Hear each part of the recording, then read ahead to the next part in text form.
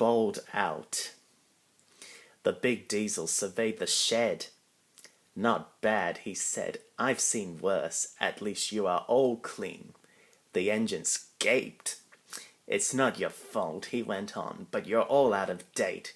Your controller should scrap you and get engines like me. A fill of oil, a touch on the starter, and I'm off with no bother, no waiting. They have to fuss round you for hours before you're ready." At last the engines found their voices. An inspector had to come and stop the noise. They held an indignation meeting early next morning round the turntable. "Disgraceful," rumbled Gordon.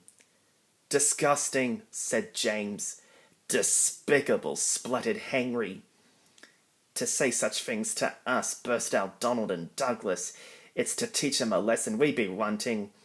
But no one had any good ideas, and at last they all went off to work, except for Duck and Stepney. "Never mind," said Duck. "We'll be sure to think of something." "We'll have to be quick then," warned Stepney, but their chance came sooner than expected.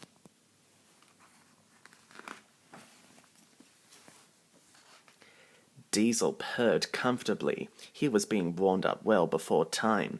An inspector watched a fitter making adjustments. The wind tugged at the inspector's hat. The fitter replaced the air intake cover. "Okay, mate," he said. Diesel saw his coaches waiting at the platform. He rolled proudly towards them. "Look at me, Duck and Stepney," he purred. "Now I'll show you something." He advanced a few yards, then suddenly he coughed, faltered, choked, and stopped. The inspector, meanwhile, had seen nothing of this. He was looking for his hat.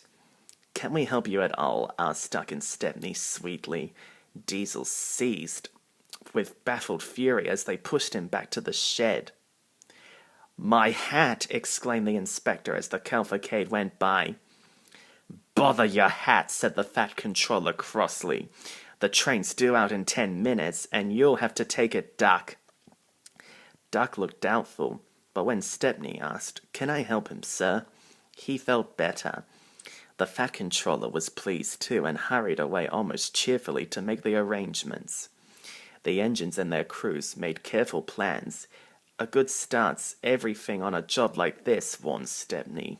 So, as they backed down, they dropped sand on the rails, rolling it firm with their wheels. Both controllers were there to see them off. "Gordon will take over from halfway," said the fat controller, "so get the train there. Never mind about being late. Good luck." "Don't worry, sir," smiled Stepney. "We'll get there and be early too."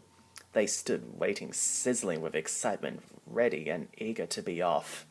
At last the guard's flag waved. The engines dug their wheels into the sand and gave a mighty heave. Come on," puffed Duck, while Stepney barked excitedly in front. Moving carefully over the points, they reached the open line. "Now for a sprint," whuffed Stepney. "I'm ready when you are," puffed Duck. Faster and faster they went till their wheels were turning at such speed that the sidewalks were merely blurs. Under clear signals, they whizzed through Edward Station and charged at Gordon's Hill beyond. They felt the drag of their 15 coaches here. It was hard work. But once over the top, the last 10 miles were plain running, and they swept into the big station in fine style. "Hello," said Gordon. "You're early. That's one in the headlamp for old Diesel." "Have you heard the latest?" he chuckled. Diesel had sucked the inspector's hat into his air pipe. That's why he broke down. James says he's sick as boiler sludge, and sulking in the shed. Out of date we are. Ho, ho, ho. And still laughing, Gordon puffed away. Everyone was sad next day when Stepney had to go. All the engines who could came to see him off. The fat controller made a speech, and so did Stepney's controller.